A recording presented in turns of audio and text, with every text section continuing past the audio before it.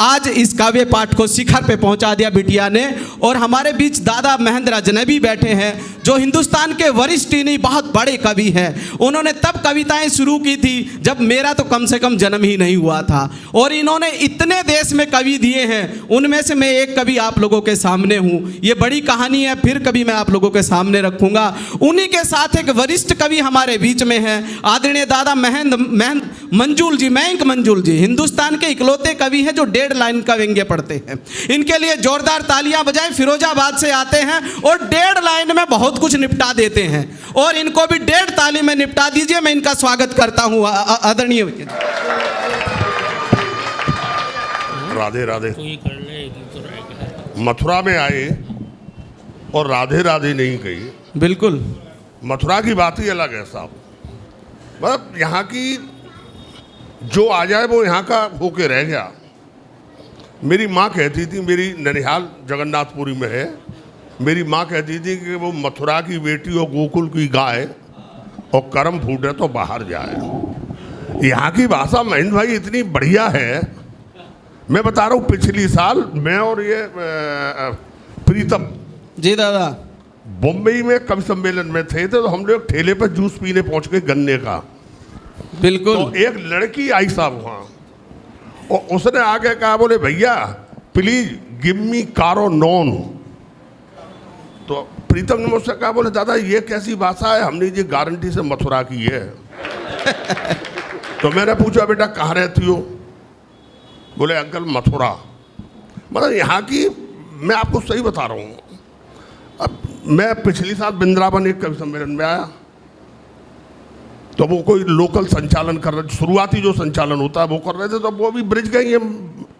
तो वो उन्होंने प्रीतम बिल्कुल सही के साहब उन्होंने कहा, बोले सत्य बात है दादा की है। जे सारो वो सारो बेउ सारो बेउ सारो जेउ सारो। वहाँ बैठे थे एसएसपी मथुरा। बोले भाई क्या कह रहा है? तो ब्रिज भाषा का कमाल देखे। बोले जेउ सारो बेउ सारो जेउ सारो बेउ सारो। उन्होंने कहा, बोले क्या कह रहा है? बोले कोई काऊ को, कोई काऊ को, कोई काऊ को, कोई काऊ को। बहुत अच्छा दादा, बहुत अच्छे।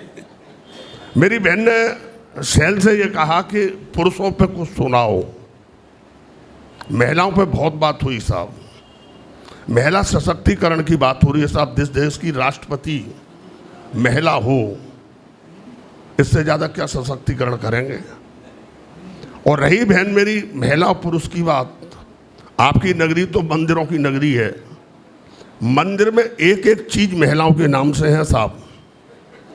आरती, पूजा, अर्चना, स्तुति, अगरबत्ती, पुरुष के नाम से भाई घंटाए जो भी आता है बजाता है और चला जाता है। वाह, सही बता रहा हूँ। बड़े बड़े कवि बैठे हैं साहब, माई सैल बैठे हैं, इधर प्रीतम नायक बैठे हैं, पीछे अजनबी जी बैठे हैं। अभी होटल में इनमें बहस हो गई। अच्छा, तीनों बहुत ही हाजिर जवाब हैं। प्रीतम ने कहा, बोले ऐसे परिवार की बात चल रही थी, बोले हमारे परिवार में बहुत टैलेंटेड लोग पैदा हुए। सैल ने पूछा कैसे कैसे हुए? बोले मेरे दादा थे, मेरे बाबा थे, वो बड़े तैराक थे। बोले कितने बड़े तैराक थे? बोले इतने बड़े तैराक थे कि नदी नहर में कूदते थे और नदी में निकलते थे जाके। सैल ने कहा कि मेरे दादा और बड़े तैराक थे। बोले कितने बड़े तैराक थे? बोले नहर नदी में कूदते थे और समुद्र में निकलते थे। अजनबी भाई बोले कि मेरे दादा तो और बड़े तैराक थे। बोले कितने बड़े तैराक थे? बोले समुद्र में कूदे। बोले फिर? बोले 6 महीने हो गए अभी निकले ही नहीं। अद्भुत। खैर, ये लफाजी तो मैं आपको सुना सकता हूँ सारी रात। जो वीर रस की कविता पढ़ी गई, उन्नति के द्वारा बहुत अच्छी बेटी है। मैंने 1.5 लाइन में बाद में पढ़ूंगा, 3.5 लाइन, चूंकि ये ऑपरेशन सिंदूर की बात है। स्वागत दादा। मैंने इकलौती 3.5 लाइन लिखी है वीर रस की आज।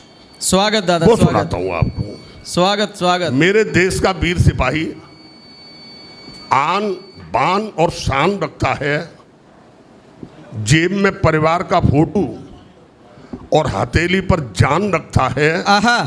इसका सीना कभी झांक के देखना, इसमें हिंदुस्तान है और जूते की नोक पर पूरे का पूरा पाकिस्तान रखा। आ क्या निपटाया है, वाह दादा वाह वाह, जबरदस्त। हास्य और व्यंग की बात कही, मैंने हास्य में भी 3.5 लिखी है साहब लाइन, उसके बाद आपको व्यंग सुनाता हूं, मेरे तेवर के खिलाफ है, लेकिन फिर भी मैंने हास्य लिखने का महेंद्र भाई प्रयास किया। स्वागत। और एक ऐसे प्राणी से हास्य निकाला साहब जिससे हास्य निकल ही नहीं सकता, संसार का सबसे छोटा प्राणी मच्छर,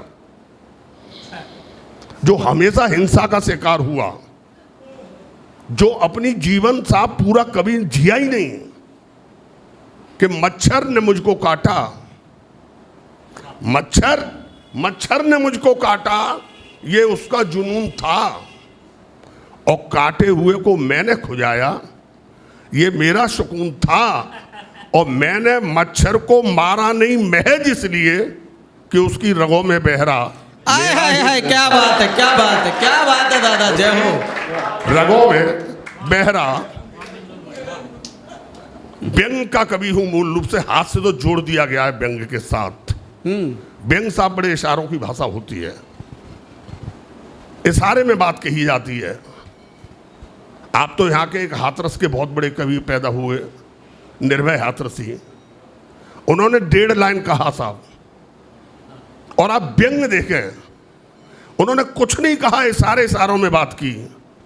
एक जगह कहते हैं कि तुम हो पैसे वाले, तुम हो पैसे वाले, तुम पर कपड़े बहुत पड़े होंगे। तुम हो पैसे वाले, तुम पर कपड़े बहुत पड़े होंगे, चप्पल बहुत पड़ी होंगी, जूते बहुत पड़े होंगे।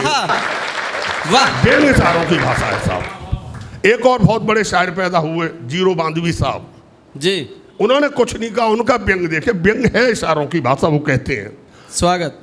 वो कहते हैं कि यदि ई से आप लिखा हो, यदि ई से आप लिखा हो, ऐसा भी हो सकता है, और पढ़ा लिखा कोई गधा हो, ऐसा भी हो सकता है, और तू किसी गैर के घर में घुसा हो मन बहलाने को, और तेरे घर में कोई और घुसा हो, ऐसा भी हो। बहुत खूब। मैं गारंटी से कहता हूं, अगर मेरे पढ़ने के तेवर और आपके सुनने के तेवर एक हो गए, तो आप ये समझ लें कि ये गुब्बारे जो टंगे ये भी तालियां बजाएंगे। थोड़ी बहुत ताली बचे हो तो मेरे लिए भी बजा देना आप बस।